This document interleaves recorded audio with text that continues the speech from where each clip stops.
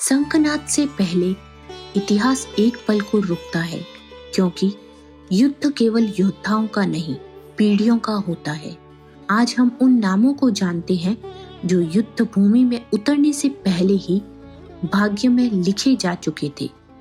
पांडवों की संतति, वे जिनके लिए युद्ध लड़ा गया। युधिष्ठिर के पुत्र, धर्म की अगली सांस। युधिष्ठिर और द्रौपदी के पुत्र प्रतिविंध्य, गंभीर, संयमी, धर्मप्रिय। वह शोर नहीं करता, वह वचन निभाना जानता है। धर्म उसमें चुपचाप बहता है। भीम के पुत्र शक्ति और रुद्र। भीम के पुत्र सतुशोम द्रौपदी से और घटोत्कच हिडिंबा से।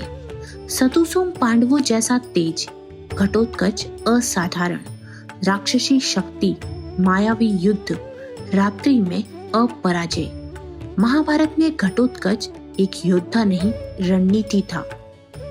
अर्जुन के पुत्र, भविष्य के स्तंभ। अर्जुन सबसे अधिक पुत्रों वाले। श्रुतकीर्ति द्रौपदी से, अभिमन्यु, सुभद्रा।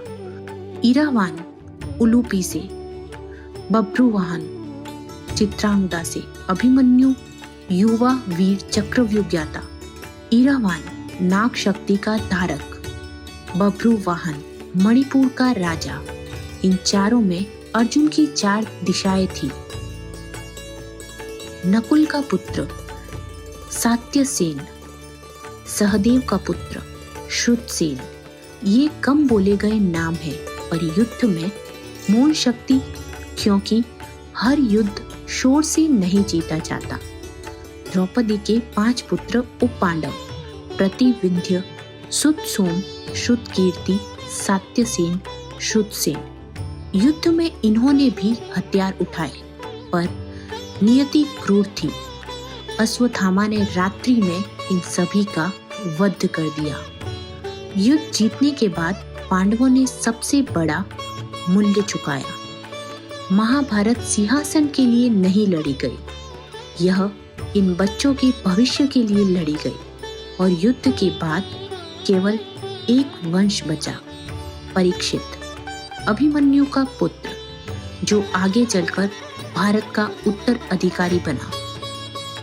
अब सब कुछ तैयार है, योद्धा, वंश, प्रतिज्ञाएं और कृष्ण। अब इतिहास और नहीं रुकेगा।